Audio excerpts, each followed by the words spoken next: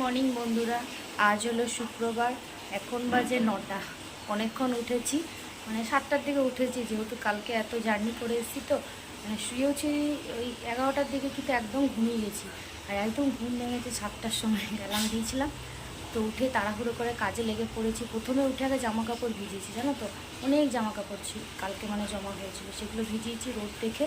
আর রান্নাও বসিয়ে দিয়েছি। ভাত একবার ফুটেছে, ভেন্ডি আলু ভাজা হলো, ঝিঙের তরকারিটা হবে, এখন মাছ করছি, তাহলেই হয়ে যাবে।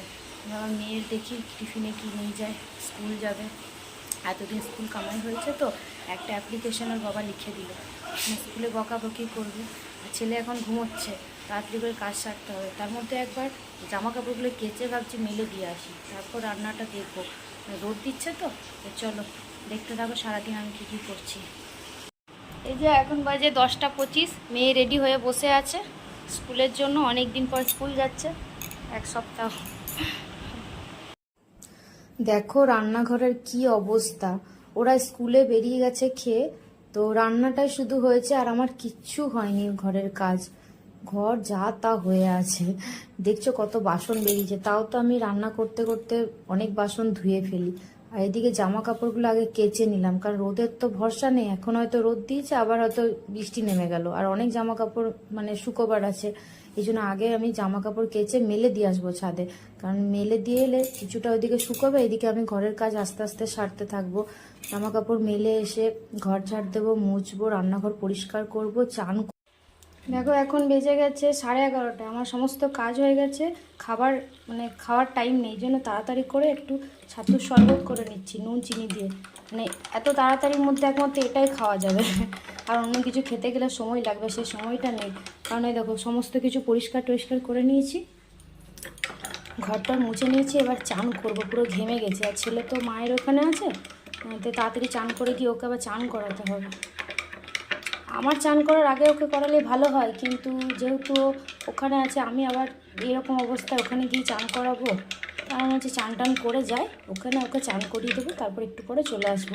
আর মেয়েকে আবার অন্ধকার করে এসছে, জামা কাপড় মেলে এসছে, জানি না কী হবে।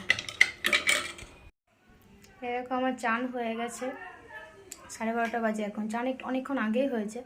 তারপর মাকে ফোন করলাম যে দুষ্টুকে যেন দিয়ে যায়, মানে ছেলেকে, কারণ আমি ভাবছি মেঘ ধরেছে, আবার ওখানে যাব, যদি জল আসে সব ভিজে যাবে।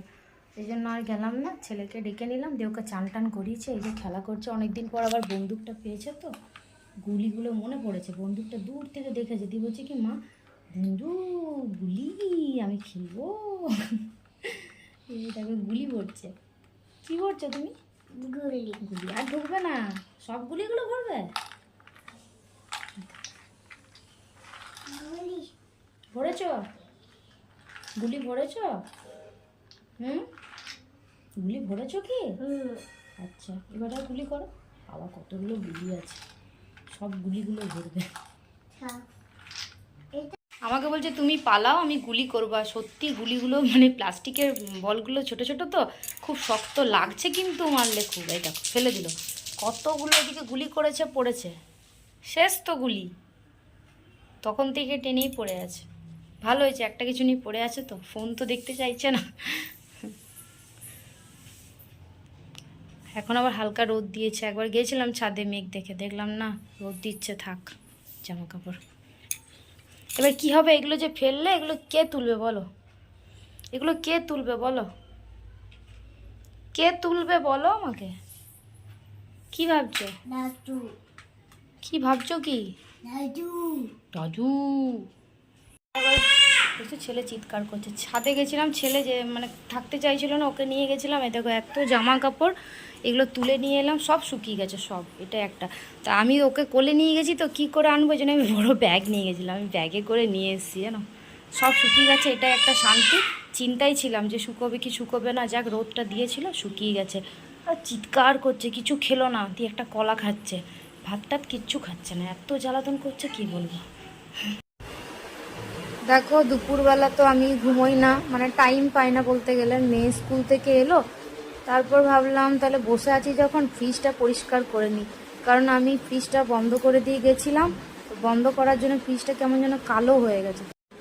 এই যে সন্ধেবেলা আমি রান্নাঘরে চলে এসেছি রাতে রান্না করতে। তো আজকে রাত্রে করব ডিমের কারি, কারি মানে একটু ঝোল ঝোল করব, আর রুটি হবে।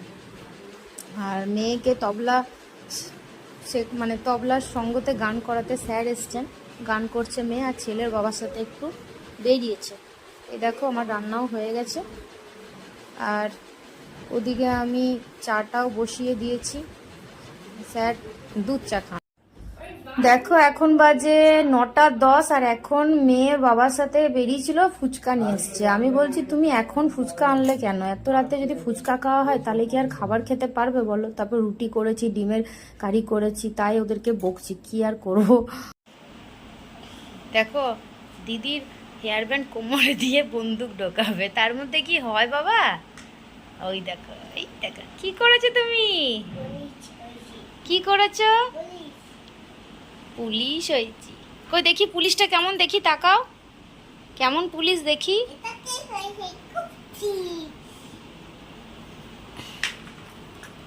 কি করছো? হুম, চলো ঘুমোবো এবারে, অনেক রাত হয়ে গেছে, 11:30 বাজে। আমাদের খাওয়া দাওয়া হয়ে গেছে, সমস্ত কাজ হয়ে গেছে, কিন্তু ভিডিও এডিট হয়নি। ছেলেকে ঘুম পাড়িয়ে এডিট করতে হবে। তো ভিডিওটা এখানে শেষ করছি। সবাই সুস্থ থেকো, সাবধানে থেকো, দেখা হচ্ছে আবার নতুন একটি ভিডিওতে। তো টাটা, গুড নাইট।